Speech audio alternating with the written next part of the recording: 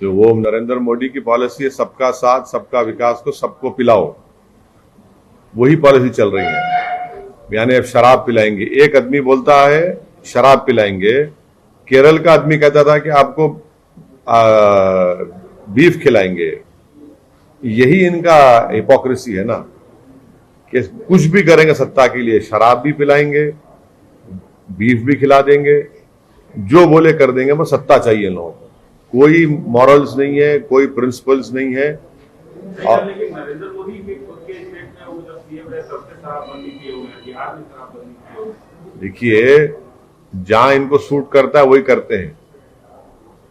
केरल में इनका एक प्रेसिडेंट कहा था कि आपको बीफ देंगे, इलेक्शन में याद होगा आपको, और अब ये कह रहे हैं कि शराब दे देंगे।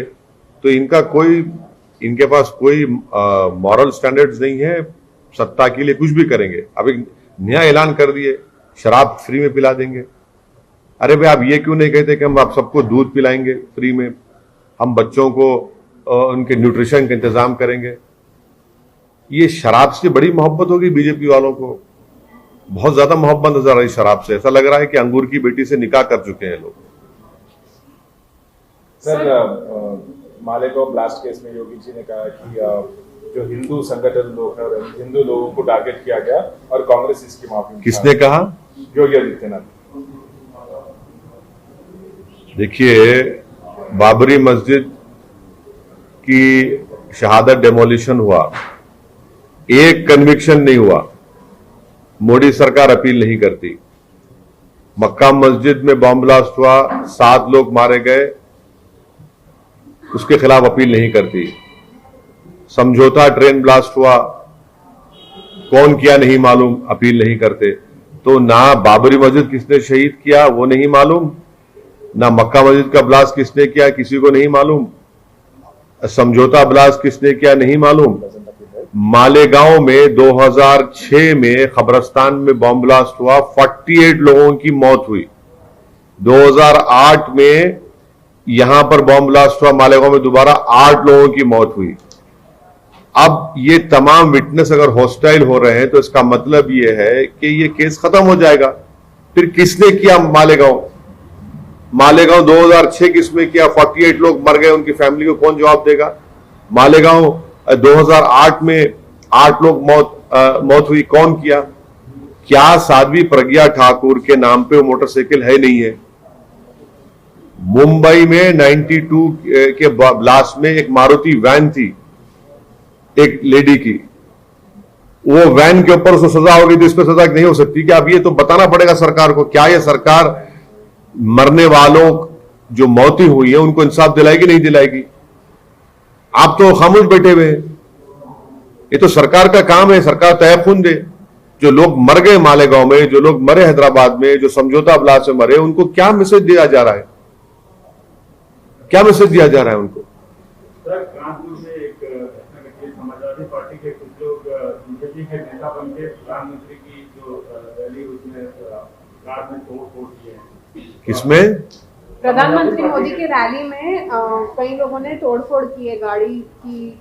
किसकी गाड़ी की तोड़फोड़ की? बीजेपी की गाड़ी तोड़फोड़ की है और समाजवादी पार्टी के लोग भी है। मेरे को नहीं मालूम, मेरे से अभी मालूम हो रहा है, इस बारे में कोई इल्म नहीं है। सर, यूपी में कैश टनल मिला है, कहीं ट्रंक्स भर भर के कैश मिला है, उस पर आपका क्या कहना है? रेड्स चल रहे हैं यूपी में। प्रधानमंत्री से पूछना चाहिए कि नोटबंदी के बाद भी इतना पैसा कैसा आया वहां पर। डिमोनेटाइजेशन के नाकाम हो गया प्रधानमंत्री जी। 500 गई, 2000 गई, क्या क्या बोले थे। अब ये भाई यहां तो माशाल्लाह खजाना निकल रहा है, 180 करोड़ रुपए, जिसमें 2000 की नोटें भी हैं। यूपी प्रदेश में ठोक दो के बावजूद भी इतना पैसा निकल रहा है। डिमोनेटाइजेशन शुरू दिन से हम कहते नाकाम साबित है, नाकाम साबित हो गया। इतना इतना नोट रहा है वहां पर। और ये पता चलाना चाहिए कि आखिर ये इतना पैसा है किसका, सरकार बता दे। इसकी खुशबू तो पूरे भारत में फैल रही है। सर, आप उत्तर प्रदेश में काफी सक्रिय हैं, आप बहुत ज्यादा उत्तर प्रदेश जा रहे हैं और वहाँ के जाड़े में आप गर्मी भी पैदा कर रहे हैं अपने सियासी वक्तव्यों से। लेकिन आप पे एक जोरदार एक आरोप लग रहा है जो काफी पहले से लग रहा है, लेकिन इधर भी कुछ ज्यादा आप पे आरोप लग रहा है कि आप बीजेपी को जिताने के लिए इतनी मेहनत कर रहे हैं। नहीं, अब देखिए, जिंदगी में मेरे को कोई चीज आती है तो मेहनत करना आता है। मैं मेहनत कर रहा हूं, जो मैंने अपने बड़ों से सीखा है। अगर कोई मेहनत नहीं कर रहा है तो मैं क्या करूं उसमें। अब जिताना हराना तो जनता का काम है, और अल्लाह जिसके मुकद्दर में कामयाबी लिखा वो कामयाब होगा।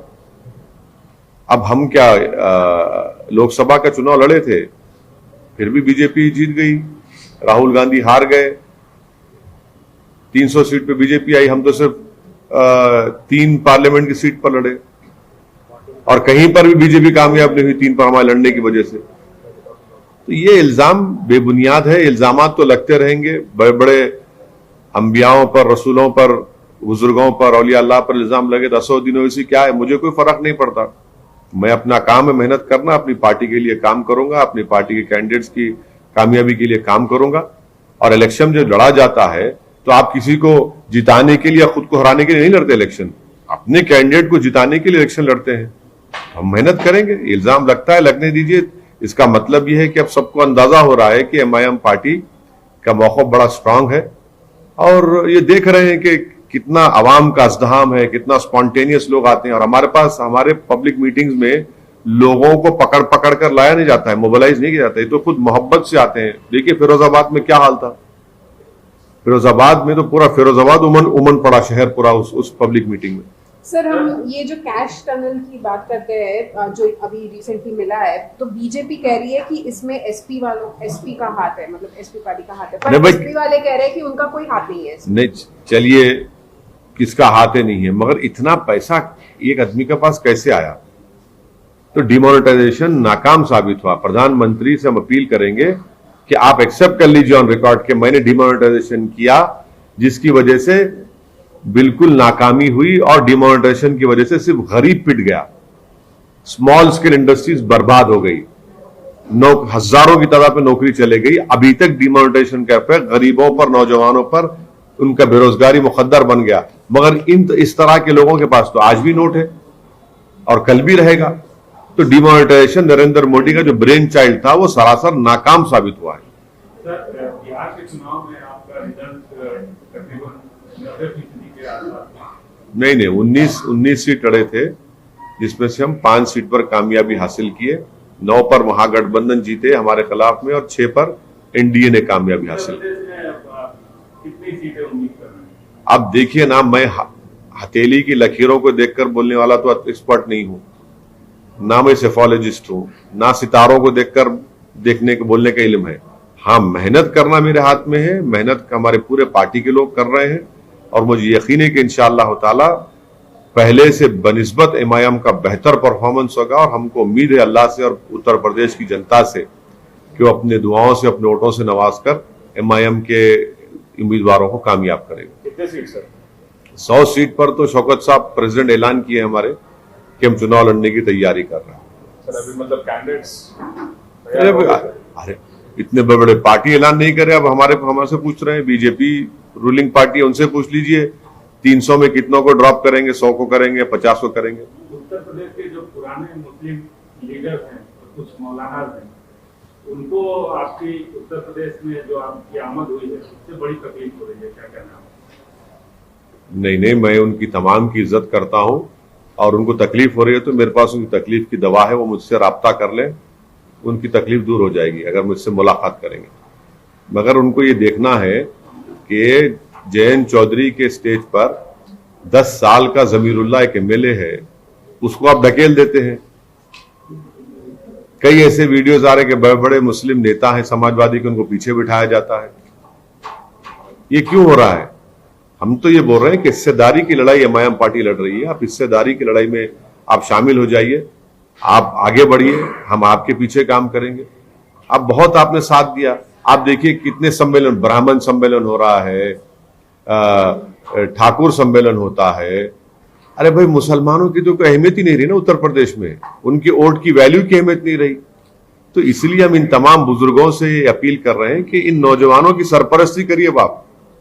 ये जो नौजवान जो दौड़ रहा है, हिस्सेदारी की लड़ाई लड़ रहा है, आप उन नौजवानों की सरपरस्ती करिए, उनके लिए दुआ करिए, उनके लिए आशीर्वाद करिए, और यकीनन आपको जो तकलीफ हो रही है मेरे पास उसका इलाज है, मेरे से मुलाकात करिए। सर, कांग्रेस मतलब सपोर्ट करना, योगी का स्टेटमेंट आपने देखा होगा, कांग्रेस सत्ता में है जब हिंदू संगठन के लोगों को टारगेट करके मालेगांव ब्लास्ट में फंसाना, और जब ऑपोजिशन में है विरोध करना, ये योगी जी का स्टेटमेंट था। इस पे आप देखिए, चाहे सुनिए, चाहे सत्ता क्या करना चाहिए? सुनिए, चाहे कांग्रेस पावर में रहो या बीजेपी पावर में रही है, मिसकैरेज ऑफ जस्टिस अगर किसी से हुआ है तो मुसलमान से, दलित से हुआ है, आदिवासियों से। इन दोनों पार्टियों ने किया है। तारीख है, हमारी हिस्ट्री है कि कितने जेलों में सड़ गए। यूएपीए का इस्तेमाल किस पर होता है, पोटा का इस्तेमाल किस पर हुआ, टाडा का इस्तेमाल किस पर हुआ, मुसलमान, दलित, आदिवासी पर हुआ, और तमाम मिसकैरेज जस्टिस है। कंप्लीट मिसकैरेज ऑफ जस्टिस अगर किसी से हो रहा है तो इन 3 कम्युनिटीज से हो रहा है। ये दोनों पार्टीज जो पावर में रहते हैं, इसमें कोई डिनाई नहीं कर सकता। 1.5 साल, 3 साल, 4 साल जेल में और बरी हो जाते हैं। क्या बीजेपी के 6.5 साल में इन्होंने इस्तेमाल नहीं किया? कानून को गलत इस्तेमाल किया, जेलों में डाल दिया, और 4 साल 5 साल के बाद बरी हो जाते हैं। कोई पूछने वाला नहीं है उनको, कोई सजा देने वाला नहीं है उन पुलिस ऑफिसर्स को। सर क्या करना चाहिए सर, मतलब आप अभी क्या करना चाहिए, कैसा? कानून में तरमीम करिए कि जो कोई भी गलत तरीके से किसी पर झूठा केस डालेगा तो उस पर भी सजा होगी, उसको, ऑफिसर पर या जो भी प्रोसिक्यूशन करेगा। क्या बात है, आप बताइए, 5-5 साल, 6-6 साल आप जेल में रहेंगे, और जब निकलते हैं उसके बाद केस खत्म, कोई पूछने वाला नहीं है। एक लड़का 8-9 साल राजस्थान में जेल में था, जाकर अपनी अम्मा की खबर पर रोता है कि अम्मा तुम आज मेरे सामने नहीं है। क्या हो रहा है ये? तो मिसकैरेज ऑफ जस्टिस डेफिनेटली हो रहा है। और इसी तरह के कानून जब आप बनाएंगे तो कानून आप बना देते, बुक कर देते, और जेल में उनको डाल देते, सड़ा देते वहां पर, और 8-9 साल के बाद बरी होते। सर, कोविड केसेस जैसे हम देख रहे हैं बढ़ रहे हैं दिन बर दिन, और अब जो है वो प्रधानमंत्री नरेंद्र मोदी ने बूस्टर डोज भी अनाउंस कर दिया है। देखिए, प्रधानमंत्री जो है ना, वो बूस्टर छोड़िए, प्रधानमंत्री हमको ये बता दे कि मैंने पार्लियामेंट की स्पीच में ये कहा था कि हमारे हेल्थ वर्कर जो है फ्रंट लाइन, उनको कोविशील्ड या कोवैक्सीन का 2 डोज लेकर 7.5-8 महीने हो गए। अब ये कह रहे हैं कि प्रिकॉशनरी वैक्सीन। अरे भाई, उनकी इम्यूनिटी खत्म हो चुकी है। प्रधानमंत्री देश को बता दें, नंबर 1, कि उनको प्रिकॉशनरी वैक्सीन तो कोविशील्ड कोवैक्सीन नहीं लग सकता है, सब एक्सपर्ट्स ने कह दिया। तो क्या प्रधानमंत्री कोवोवैक्स या जेनोवा का mRNA वैक्सीन लगाएंगे, या बायो ई का भारत बायोटेक का जो नेजल देंगे? क्या देंगे? अभी आप तो इमरजेंसी यूज ऑथराइजेशन दे रहे हैं, और बड़े जनवरी 15 सबको लगा देंगे। कितना झूठ बोलेगी सरकार ये? जनवरी 15 से अगर आप लगाएंगे हेल्थ वर्कर्स को, और 60 साल की उम्र के जो बुजुर्ग हैं जिनको कोमोबिडिटी, कौन सा लगाएंगे सरकार, बताइए आप? इमरजेंसी यूज ऑथराइजेशन का मतलब क्या है कि जिसको इमरजेंसी में यूज करेंगे। ये बता रहा है कि इस सरकार के पास प्रिकॉशनरी वैक्सीन या बूस्टर वैक्सीन की तैयारी नहीं है, कुछ तैयारी नहीं है, और देश को झूठ बोल के आंखों में धूल झोंक रहे हैं। ओमाइक्रॉन के लिए बूस्टर शॉट या प्रिकॉशनरी वैक्सीन जरूरी है। आप क्या देंगे? कोविशील्ड को वैक्सीन तो नहीं दे सकते ना आपको mRNA वैक्सीन देना पड़ेगा। इंग्लैंड, यूके ने सितंबर में ऑर्डर किया था, आपने 1500 करोड़ रुपए दिए किसको? कॉर्बोवैक्स को। कब देगा वो? कब देगा? जनवरी के एंड में देगा। आप कह रहे 15 जनवरी से सबको लगा देंगे, पूरे डॉक्टर्स को, फ्रंटलाइन वर्कर्स को, और आपके 60 साल के ऊपर जो है। आप कौन सा देंगे बताइए ना? और कितने आपके पास मेडिसिन है बताइए, वैक्सीन कितने आपके पास? कुछ नहीं है, कुछ तैयारी नहीं है आपके पास, सिर्फ अनाउंसमेंट, जुमला, हेडलाइन मैनेजमेंट है। बच्चों को भी 3 तारीख से। अरे कौन सा लगाएंगे बच्चों को?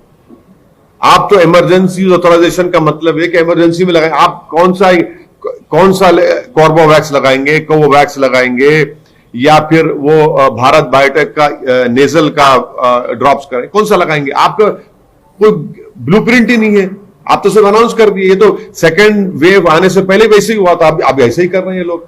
हम तो समझे कि सेकेंड वेव में जो बर्बादी हुई, जो लाखों में लोग, भारत के लोग मारे गए थे, आप उसके लिए तैयार रहेंगे थर्ड वेव के लिए, मगर अभी भी आप वही गलती कर रहे हैं।